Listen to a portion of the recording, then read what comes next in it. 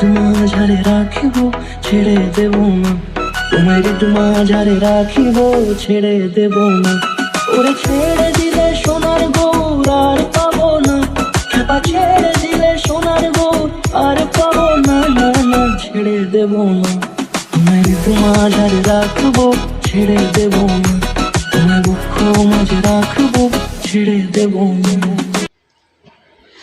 Good morning বন্ধুরা, welcome back to my channel. I hope সকলে খুব ভালো আছো, আমরাও খুব ভালো আছি। তো আজকে আমাদের শিটংয়ের দ্বিতীয় দিন।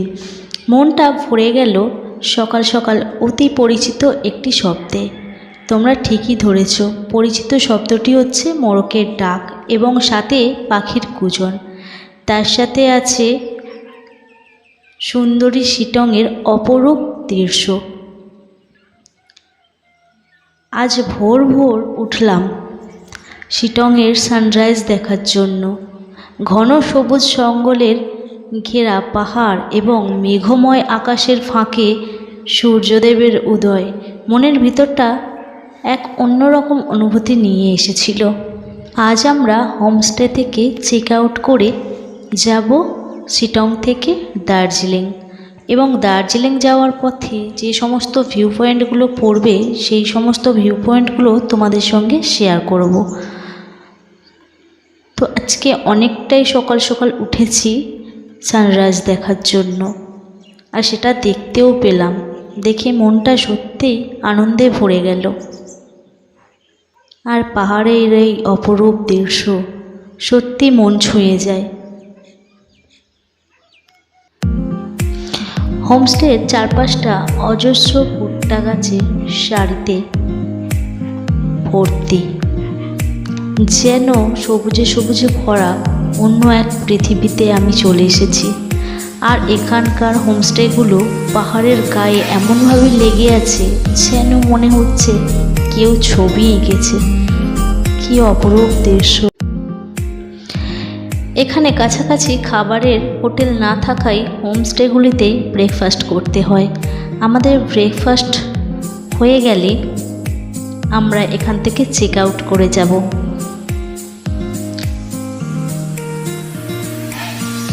তো তারপর ভাবলাম যে আমাদের সহযাত্রীরা কোথায় কোন রুমে ছিল, তো তোমাদের রুমটা একবার দেখিয়ে নিই। এটা হচ্ছে চিলেকোঠার রুম। তো এখানে 6টা বেড আছে। আর চলো হোমস্টের যে ফ্রন্ট সাইডটা আছে সেটা আমি একবার দেখিয়ে নিই তোমাদের। চিলেকোঠার এখান থেকে দেখো হোমস্টের ফ্রন্ট সাইডটা অসাধারণ। চারপাশটা ভুট্টা গাছ এবং চারিদিকটা পাহাড় আর পাহাড়। তো তারপরে চিলেকোঠা থেকে নেমে আসলাম একটা বাঁকা সিঁড়ি ধরে।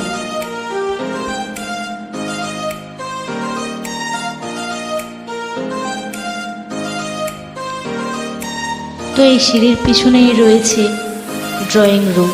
ড্রয়িং রুমটাও বেশ সাজানো গোছানো। তো আমরা হোমস্টে থেকে চেক আউট করে গেছি। এরপরে আমরা দার্জিলিংয়ের দিকে রওনা দেব। আর আমাদের এখন গাড়িতে লাগেজগুলো গুছানো চলছে।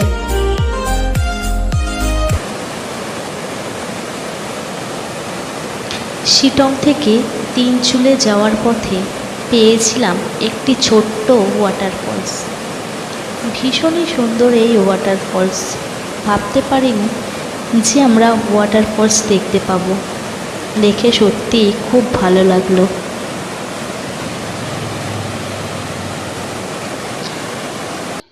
তারপর আসলাম নামথিং পোখরি।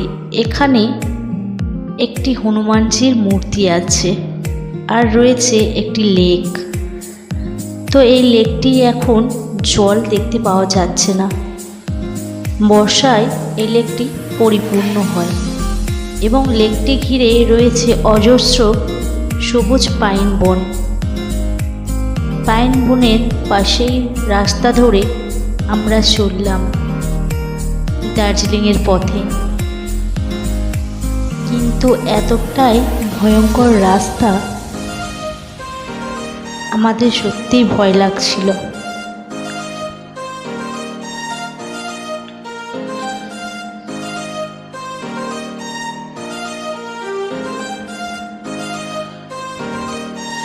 গাড়ির মধ্যে দিয়ে দেখছিলাম আমাদের দ্বিতীয় গাড়িটি কত দূর আছে।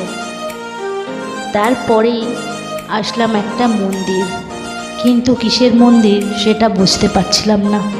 তো চলো ভিতরে যাওয়া যাক। ভিতরে এসে ঘন্টাটা একবার বাজিয়ে নিলাম।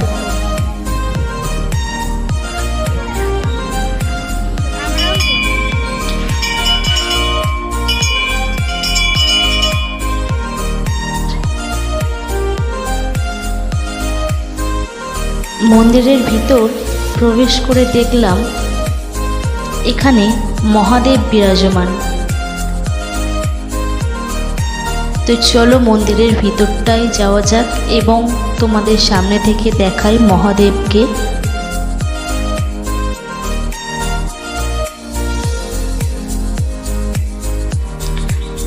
এই জায়গায় এইরকম মন্দির আছে বলে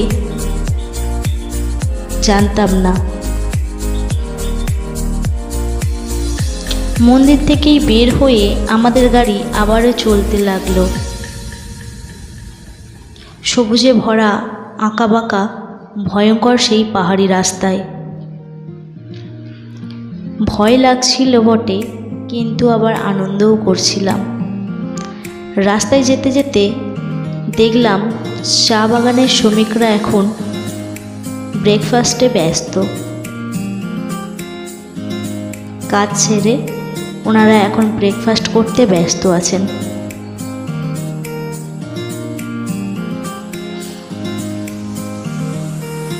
চারপাশটা সবুজে সবুজেই ভরা। সেই সবুজ পৃথিবীর রাস্তা ধরে আমরা এগিয়ে চললাম তিনচুলার পথে। তিনচুলায় শুনেছি 3টি পাহাড় এমনভাবে আকৃতি নিয়েছেন যেটিকে দেখলে একটি চুলার মতো লাগে, তার জন্যই নাকি সেইখানের নামকরণ হয়েছে তিনচুলা। তো চলো দেখা যাক। তো এখানে হচ্ছে তিনচুলার ভিউ পয়েন্ট, কিন্তু আমার তো দেখে আমি বুঝতেই পারছি না যে এখানে তিনচুলার ব্যাপারটা কী। তো যারা জানে তারা অবশ্যই জানতে পারবে। আমার ক্যামেরায় সেরকমভাবেও কাজ করছে না, আমি সেইভাবে এই জায়গাটাকে নিয়েও নিই। তো এখানে আমাদের ড্রাইভার আমাকে একটি বনো স্ট্রবেরি দিয়েছে। এই স্ট্রবেরিগুলো খেতে নাকি খুবই সুস্বাদু। এরপরেই চলে আসলাম লামাহাটা ইকো পার্ক। এই পার্কটি অসংখ্য সবুজ পাইন বন বেষ্টিত একটি পাহাড়, যার সর্বোচ্চরায় আছে একটি অতি সুন্দর লেক।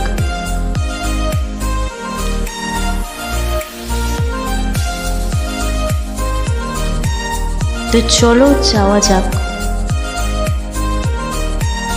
তো পার্কে প্রবেশ করার জন্য এখানে টিকিট কাটতে হবে। টিকিট মূল্য 15 টাকা। তো চলো, আমাদের অল টিম এগিয়েছে। এখন আছি লামাহাটা ইকো পার্কে। তো কি বলবো, অনেকটা জার্নি করা হয়ে গেছে, শরীরটা ভীষণভাবে ক্লান্ত হয়ে পড়েছে। জানি না যেতে পারবো কি না, তো তবুও যতটা সম্ভব তোমাদের দেখাবার চেষ্টা করব। কারণ মানে গাড়িতে আস্তে আস্তে 3বার অলরেডি বমি করেই ফেলেছি। তো চলো যাই এবং তোমরাও চলো।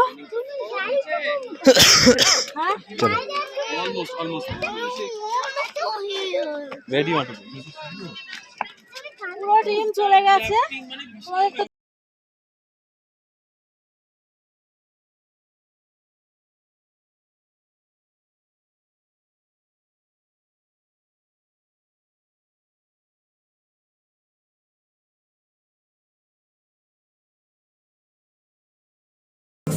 আছে, যেটির ওপর থেকে ভিউ পয়েন্টটি খুব ভালোভাবে দেখা যায়।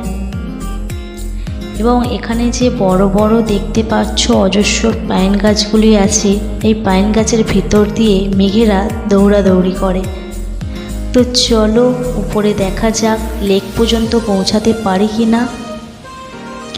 আমার তো শরীরের কন্ডিশন খুবই খারাপ, তোমাদের বললাম, কারণ সারা রাস্তা আমি বমি করতে করতে এসেছি। পাহাড়ি রাস্তা, আঁকাবাঁকা রাস্তা, যার জন্য জার্নিটা একটু বেশিই হচ্ছে এবং সেই সঙ্গে শরীরের কন্ডিশন খুবই খারাপ হয়ে যাচ্ছে। যত বমি করছি, শরীরটা এতটাই খারাপ, মনে হয় না আমি পৌঁছাতে পারবো। তো আমাদের অল টিম এগিয়ে গেছে।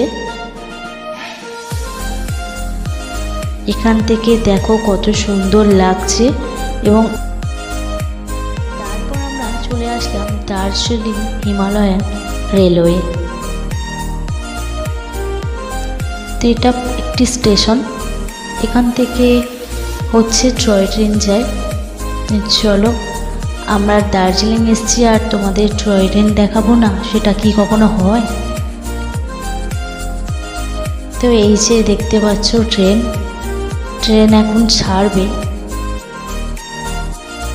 তো আমরা এখন গাড়ির মধ্যে থেকেই সমস্ত ভিউ পয়েন্টগুলো তোমাদের দেখানোর চেষ্টা করছি। যেগুলো নিচে নেমে দেখলাম সেগুলো তো তোমাদের দেখালাম, প্লাস যেগুলো গাড়ি থেকে দেখছি সেগুলোও দেখাচ্ছি। তো এরপরে আমরা রওনা দিয়েছি আমাদের হোমস্টেতে। দার্জিলিংয়ে যে হোমস্টেতে থাকবো সেই হোমস্টের দিকে রওনা দিয়েছি। তো আজকের ভিডিওটা এই পর্যন্তই। ভালো লাগলে অবশ্যই লাইক, কমেন্ট, শেয়ার করবে। আর তোমাদের তো যেন কমেন্টের অপেক্ষায় আমি থাকি, তাই প্লিজ প্লিজ প্লিজ কমেন্ট করে জানিও যে কেমন হয়েছে ভিডিওটি। তো চলো, আবারও দেখা হবে নতুন একটি ভিডিওতে, মানে দার্জিলিংয়ের দ্বিতীয় পর্বে। আজকে তো ফার্স্ট ডে দার্জিলিং আসলাম, শিটং থেকে দার্জিলিং। তো এরপরে দার্জিলিংয়ের ভিডিও আসছে। তো চলো, টাটা।